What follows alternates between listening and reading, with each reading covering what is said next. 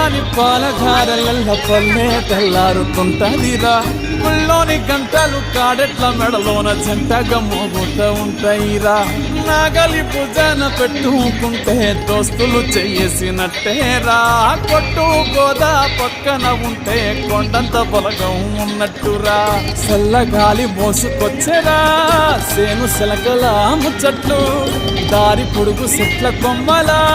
రాలుతున్న పూల చప్పట్లు గట్టి మోపులు కాల్వ కట్టులు సుమట సుక్కల్లో తడిసిన ఈ మట్టి గంధాల ఊరు పల్లెటూరు దీని తీరే అమ్మ తీరు కంగులోన దాసి పెట్టి